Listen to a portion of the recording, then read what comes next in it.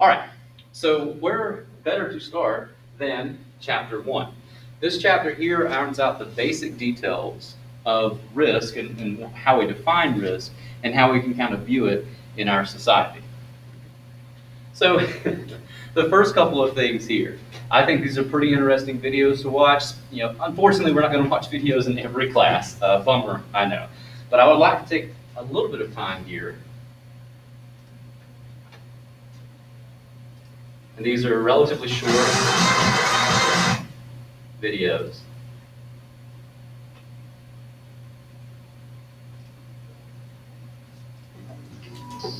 Okay, the up to date is 100,000, 150,000. Can we hear that in the back? Final decision to make. Easy decision. We're now going to play split or steal.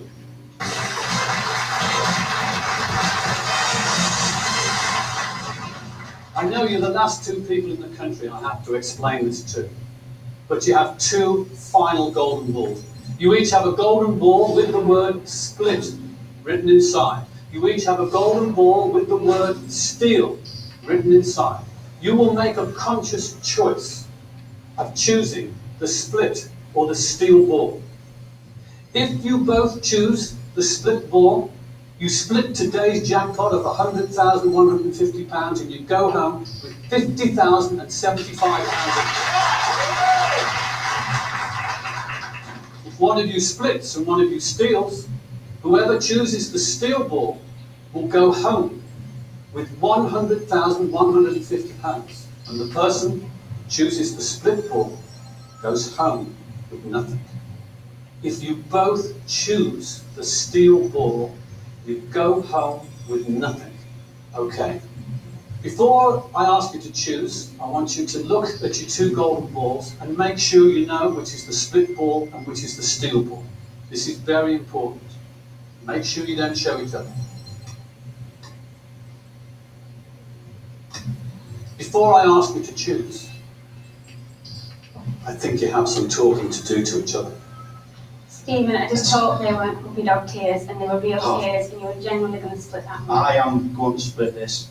That's 50,000. I'm just, it's unbelievable. I'm very, very happy to go on with You're 50,000. genuinely going to split that one. If I stole off you, every single person there would run over here and lynch me. There was no way I could, everyone who knew me would just be disgusted if I stole. When people watch this, they're not going to believe it. Please. I can look you in the, Sarah, I can look you straight in the eye and tell you I am going to split. I swear down to you, I am going to split. Okay. Okay, quick stop here. Spoiler alert, one of them is lying. So who here thinks the gentleman is lying? Dude's lying? Okay, just one of us, okay. Who thinks the woman here is lying? Okay. I don't know what that says about us. So other than one person, we think the woman here is lying. So let's see what happens. This is serious money. It is. Sarah, Steve, choose either the split or the steal ball now. Hold it up. We're going on with 50 grand each. I promise you that.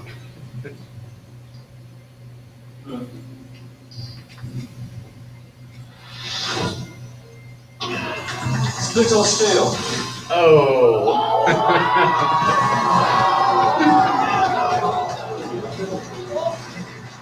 You never know what's coming in this game. I think most of us knew what was coming, right? Sarah, you have just won £100,150. She looks so excited about it, as does he.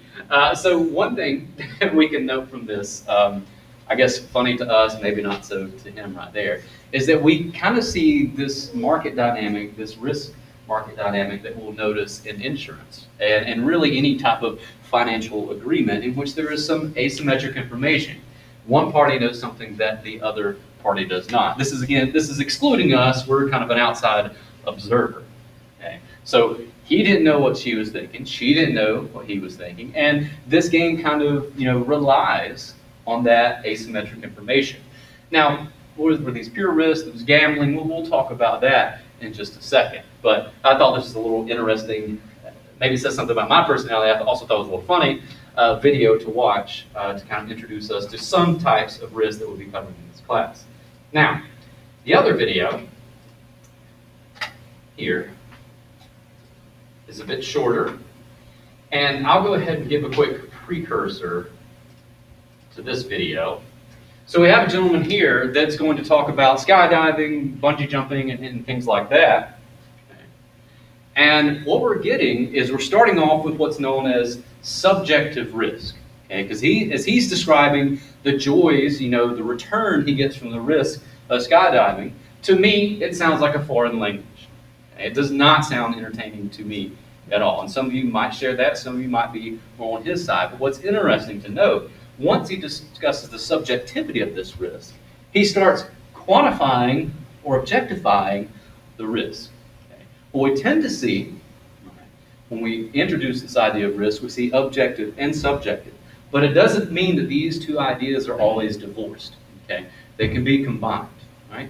So let's watch this quick video.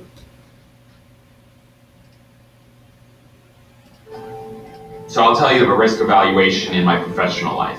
One of my friends told me of a 300-foot waterfall in South Africa. It's a base jump. I get to the exit point. If my parachute opens straight, I'll be fine. If I get a 90 right, meaning my parachute opens to the right, I'll still be fine. The only thing that would cause me a problem is if my parachute opened with a 90 left, is I'll probably collapse the parachute and then I'll slam into the water and I'll probably get very, very injured. But I most likely won't die. Most likely. Then I started evaluating in the last 200 jumps, how many times have I gotten a 90 left? I've had about 2, means 1% of the time. So the chances of getting 90 left are very remote. At that time, it was a very important jump to me. The risk is worth the reward. As I jump off, I get a 90 left. So the parachute opens facing the waterfall and then surges towards it at high speed. And it just sucked me in. I hit so hard, I was just shocked I was not dead on impact. I saw the chances, I knew what could happen, and I decided to take the risk anyways. I felt the reward for that experience was worth the possible consequences. My risk evaluation was accurate. If it goes bad, I'm going to get hurt, but I'm going to survive. As far as longevity is concerned, we have to understand.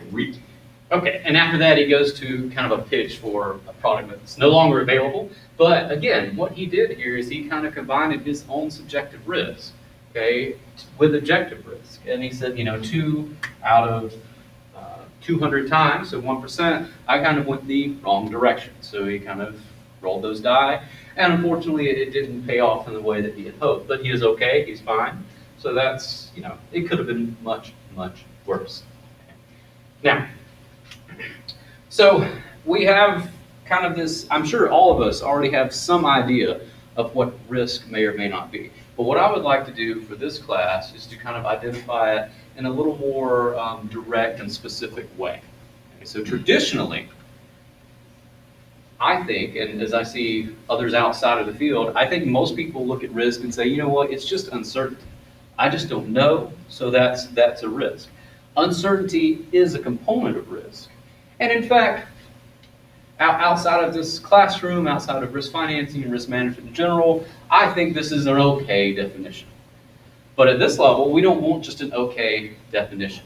So the problems will arise if we think about, okay, is there really a risk of death then? If we say risk is equal to uncertainty, we equate those two things. Is there really a risk of death? No. It's a guarantee. To my knowledge, any person who has ever lived has also or will also die.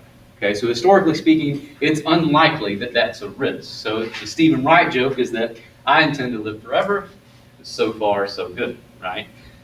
So I think a better definition, and the definition that your book uses, is that it is uncertainty, but it's more about like the chance, okay, the timing, or maybe how much when we're thinking about finance. So uncertainty about the chance, timing, or amount of loss. A way I like to think about it is it's kind of comparing or contrasting if versus when statements. We're not so concerned within this definition about if something is going to happen. If I'm going to die, okay, it's not an if, it's a when you're going to die.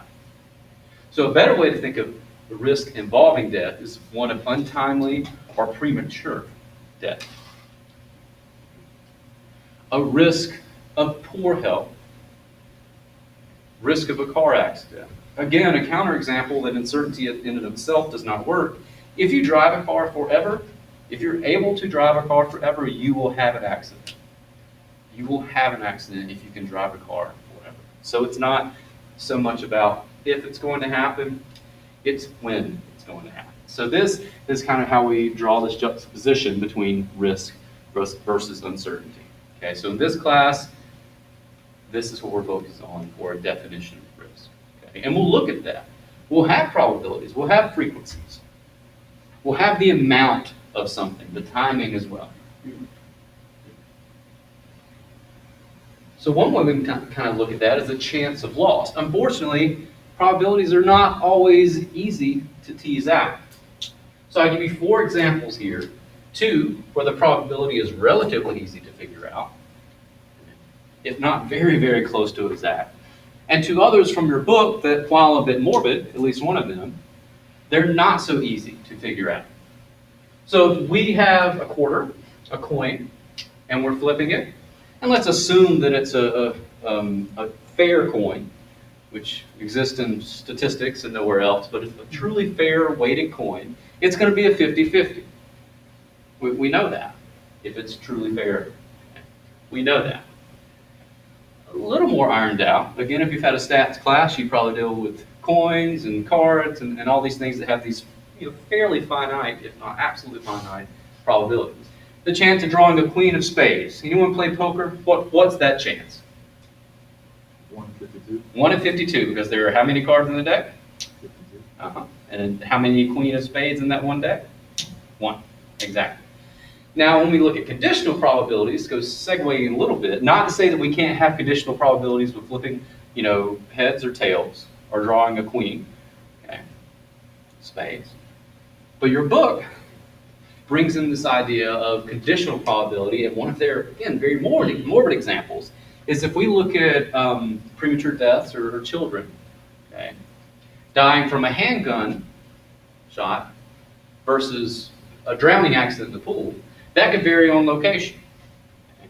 If you're in a landlocked area that's cold frequently, then maybe that's more likely. If you're in, I don't know, maybe Florida, there are a lot of pools, a lot of places to swim. So it's geographically limited. If we move outside of the US, maybe to the UK, then it's almost surely higher with pools. And because of limitations to this kind of first modality here. Another example of conditional probability is a World Cup winner. Okay, we could say that the chances of one person being that are 1 out of 7 billion, right? There are roughly, to my knowledge, 7 billion people walking on the planet right now, or existing on this planet. But that might not always be true, right? If we take take me for example, okay? I'm not an athlete, I have strengths elsewhere. The chances of me being a World Cup winner, pretty low, okay? Chances of someone 75 years or older at this point in time, also very low. Okay? But if they play the sport, maybe they play at a collegiate level, okay, they have a much higher chance. So we have these kind of conditional probabilities to think about. We're looking at the chance of loss. These aren't necessarily risks. Okay? We can use probabilities to identify risks, but these in and of themselves, a probability in and of itself, is not necessarily a risk. Especially if we're looking at flipping tails or drawing one card out of the deck. It's a probability, a very accurate mathematical probability. We will use this, but it's a lot like uncertainty. It's not necessarily the same. So therein comes this idea of objective risk. So this is the relative variation of an actual event, we'll say loss, and what we expect to happen. So we have projections, we expect this to happen. How far off?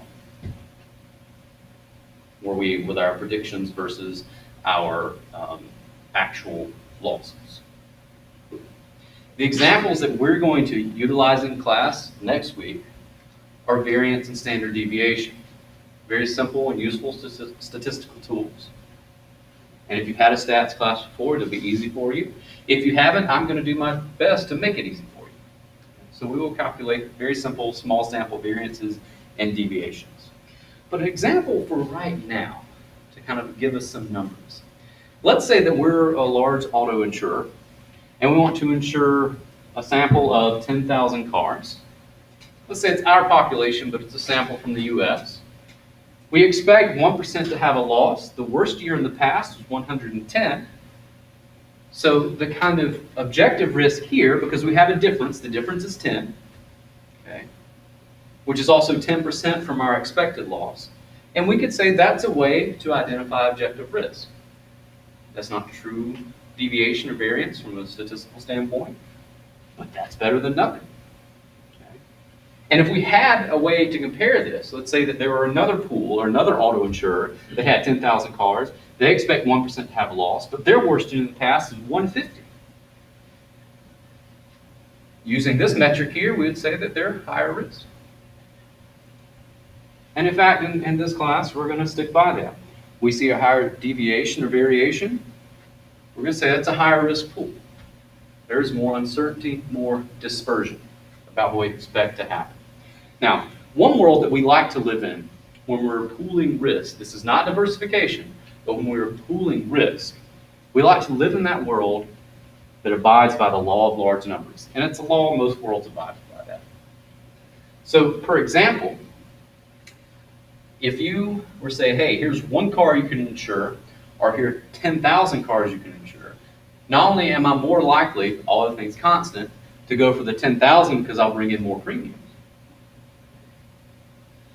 I'm also more likely to go for 10,000 because the chances of all of them having a loss at the exact same time, very, very, very low. Very low. The chances of that one car that I'm insuring having a loss, a total pool loss, which again is just one, is much higher. It may not be that high, but it is much higher than all 10,000 cars. Okay. So this law of large numbers states that there's a couple of ways to kind of look at it, but one kind of outcome of the law of large numbers is that as we increase that sample size, our objective risk decreases. As n increases, so too does our deviation and variance. Now, unfortunately, for risk management, it's not a linear relationship. So if we start out at a deviation of 10 accidents, okay, could be that 10% out of 100. Let's say it started at a deviation of 10.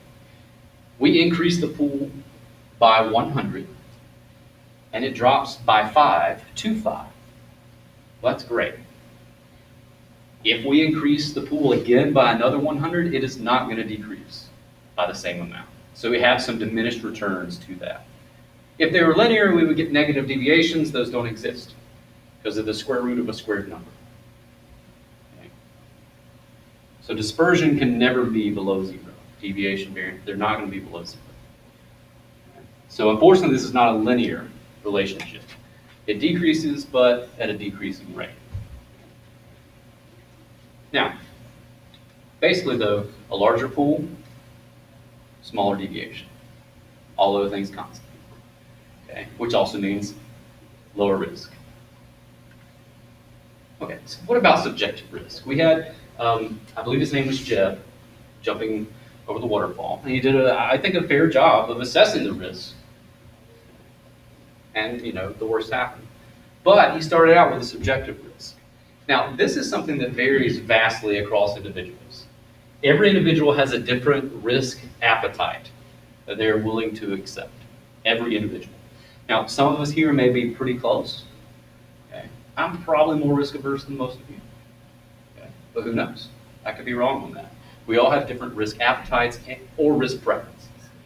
And it's based on either our experiences, what we think, what we feel. That's very subjective. And there's nothing wrong with that, but that's very subjective. How you feel is subjective to you.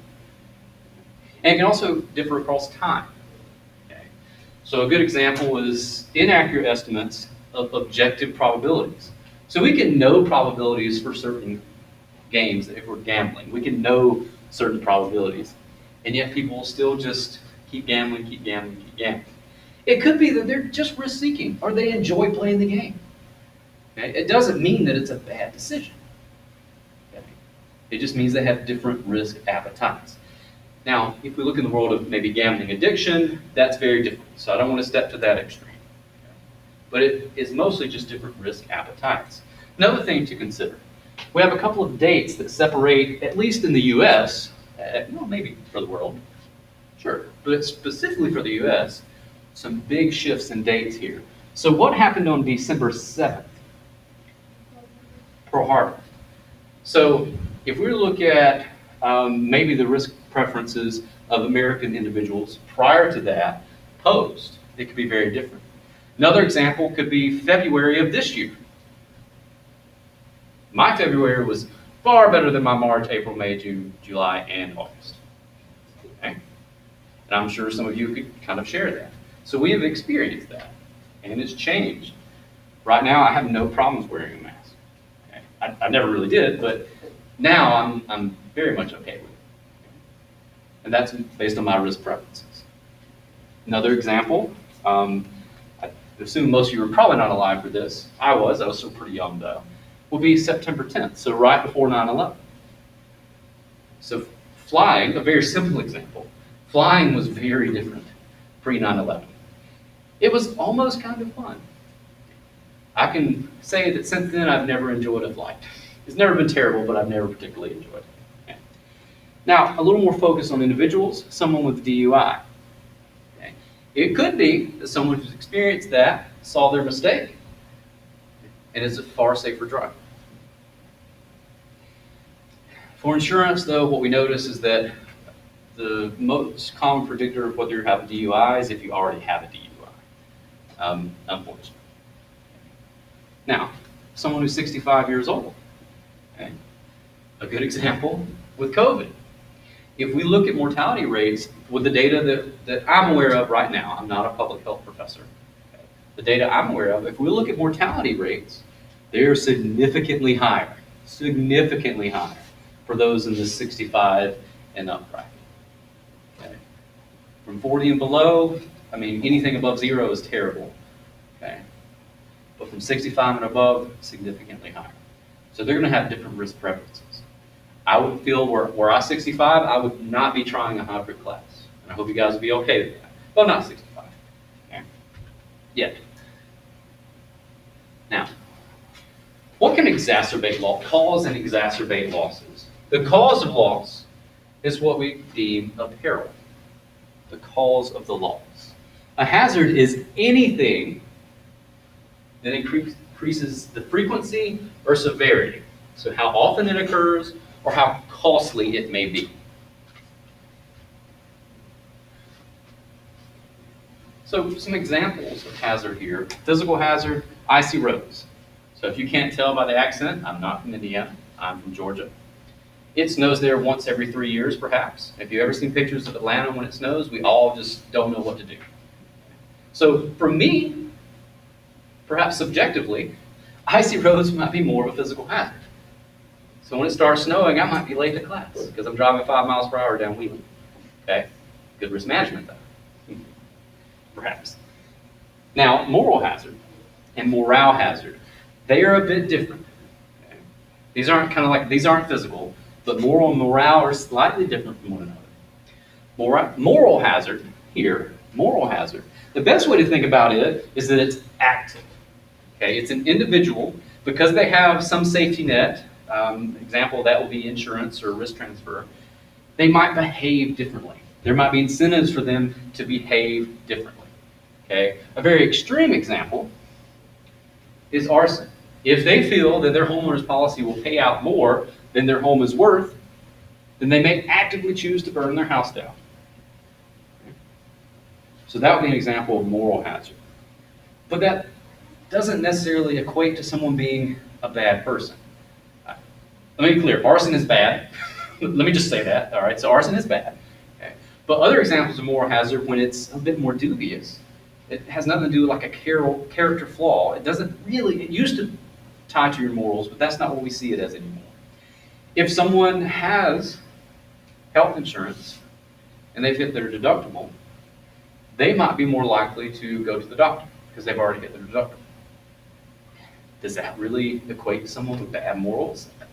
I'll let you decide on that one. It's not a morality class, but I'll let you decide on that one. If someone has a pre-existing condition and they want to get health insurance, so we call that adverse selection, but there could be some moral hazard there. Does that mean that that person with a pre-existing condition is immoral? I'll say no on that. But again, you can make your decision. So moral hazard, unfortunately, has this very negative connotation. We are just using it as a descriptor for people responding to incentives. Some of those incentives we might could argue are immoral, but not all of them are. Okay. A bit different from moral hazard is morale hazard.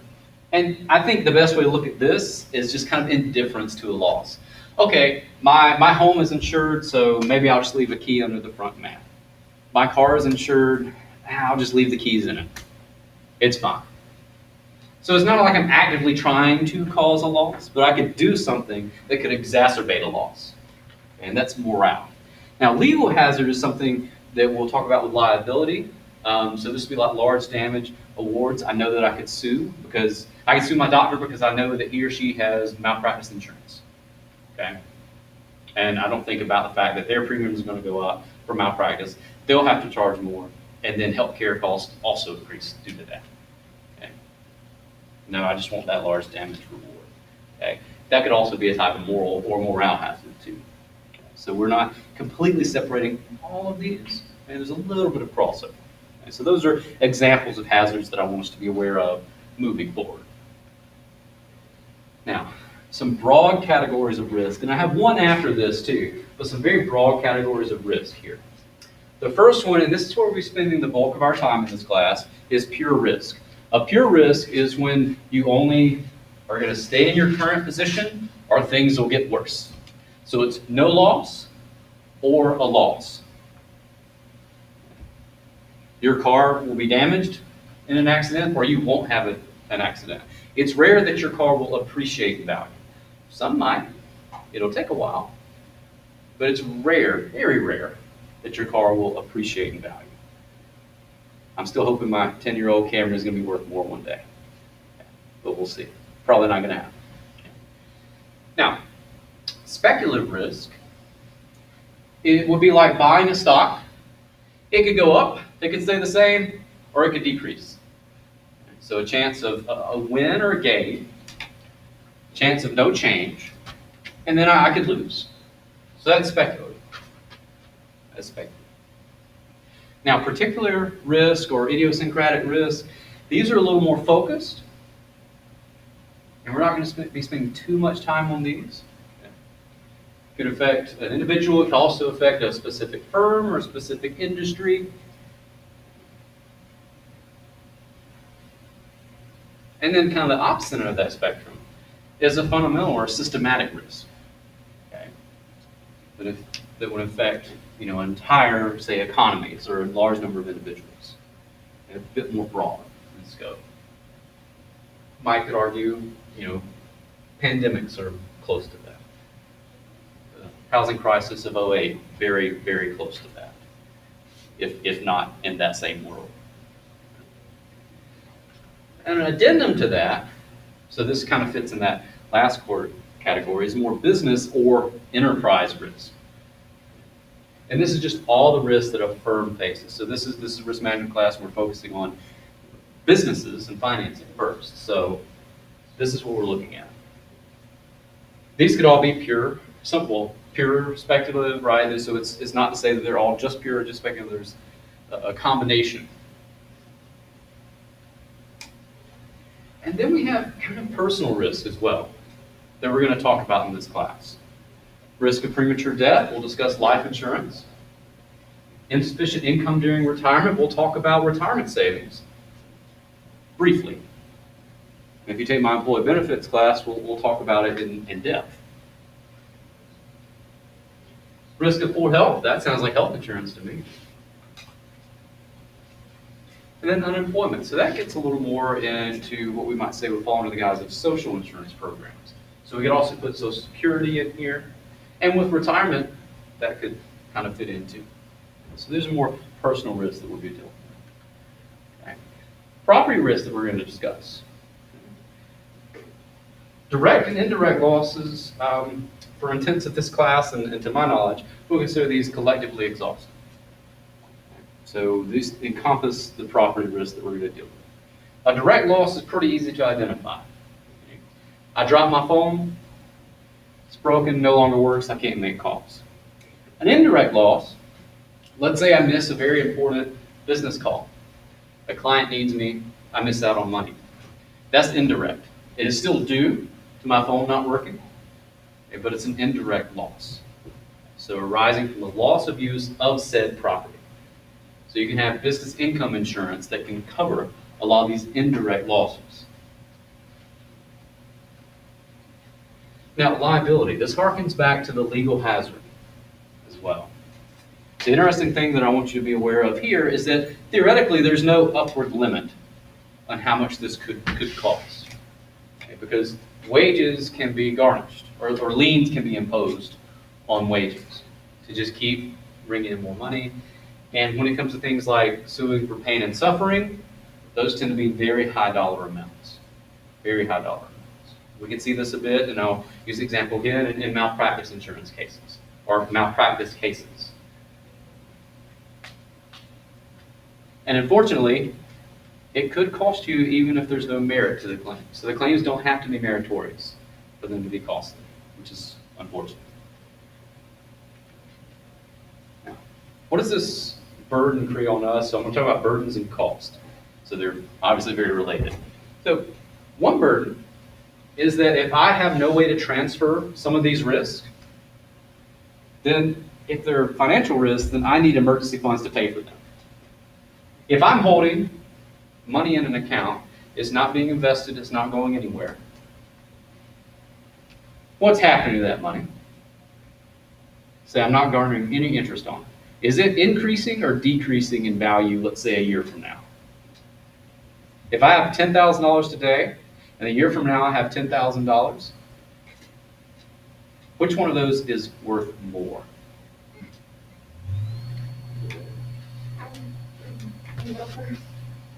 I was gonna say today because Yes. money goes, depreciates as time goes on.